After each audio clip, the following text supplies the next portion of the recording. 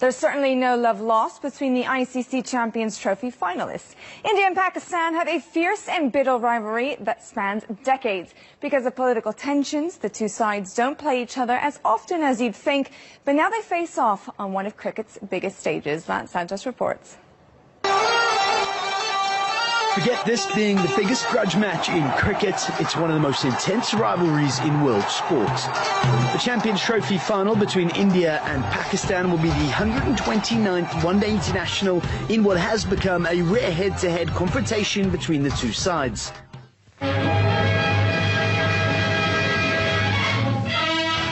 The first days of June saw the speeding up of history-making in New Delhi. It meant partition of India, partition of the Punjab, Bengal and Assam, if so desired. Hostilities off the pitch go way back to 1947, where India was partitioned into two nations, one of them being Pakistan. The bloody legacy of the divide and arguments over territory added to the growth of an intense rivalry on the cricket field.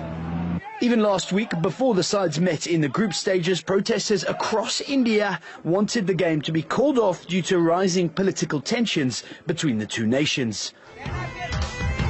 The final on Sunday is expected to attract a little over 1 billion viewers. Pakistani fans look away now as the history between the two is rather one-sided. In ICC tournaments, India have beaten Pakistan 11 times. At the World Cup, Pakistan have never beaten their neighbours. The same goes for the World T20, where India lead 4-0. But Pakistan seem to do better at the Champions Trophy, where the fixtures are even at 2 apiece. So even though history is on India's side, Pakistan are in fine form and probably have the tougher route to the final. Previous encounters will count for nothing though come Sunday, where tempers will fray and there'll be more than the odd bouncer thrown in for good measure, as 1/7 of the world's population is expected to tune in for a grudge match like no other. And what a sporting rivalry it has been between these two nations. Now, someone who knows well enough what it's like to line up in this fixture is former Indian international Rohan Gavaskar, who joins us now from London. Rohan, thank you very much for coming on the show. Now, before we get into the technical aspect of these two teams, you have played against Pakistan twice during your career, and given that it's one of the most watched sporting events in the world, can you tell us what it's like from a player's perspective in the dressing room and out on the field? Oh, it's the big one. There's no question about it. As an Indian player or a Pakistani player, this is the big one.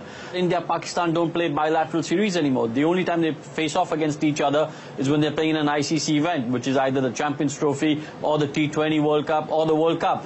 Even the fans watching, I mean, they get a lot more nervous. There's a lot more riding on a victory or a defeat. So look, it's a big one. There are going to be thousands of Indian fans at the Oval come Sunday, but what about the fact that at home you've got about 1 billion people who are probably going to be tuning in and watching this?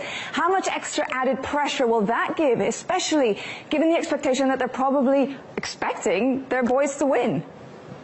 They're definitely expecting the boys to win, because the way the Indian team has been performing over the last year and a half. If you go on to social media, you've already seen all the memes about how India should walk this. Virat Kohli is the #1 batsman in the world as far as ODIs are concerned. Rohit Sharma is in form. Shikhar Dhawan's in good form. And you've already beaten Pakistan once in the tournament, and quite comprehensively, if I may add. So look, there's definitely more pressure on the Indian team, because at the moment everyone's billing India as the favourites. Pakistan are definitely the underdogs. But having said that, if there's one team which can be as unpredictable, it's Pakistan. They can do anything on their day. And if you had to pick player by player for in terms of potential and talent, the Indian team at the moment, without any bias, I've got to say, is far stronger than the Pakistani team. But look, if I was part of the Indian team at the moment, I would look at that as a positive. I would say that, look, we're going in the right direction. Forget that we're playing Pakistan. You've got to try and keep that aside and focus on what you can do. Focus on your ability. Focus on your skill set. If we do that, like I said earlier, we should win this game. Okay, well, given the exception of that Sri Lanka game, the opening pair of Shikhar Dhawan and Rohit Sharma, they've been in a league of their own this tournament. So is there any fear at all that if they underperform or that they fail to do well, that could be a real struggle for the Indians? If you're from the Pakistani camp, you'd be saying, you know, law of averages needs to catch up with Shikhar Dhawan and Rohit Sharma. If you're from the Indian camp, you'd be saying, you know, long may this continue, because they've been setting the platform for the rest of the guys to come in and do a job. This Indian team, where as far as batting is concerned, has got a lot of talent and a lot of experience as well. You've got, like I said, Virat Kohli coming at number 3. Then you've got Yuvraj Singh and Mahendra Singh Dhoni, 2 world-class players.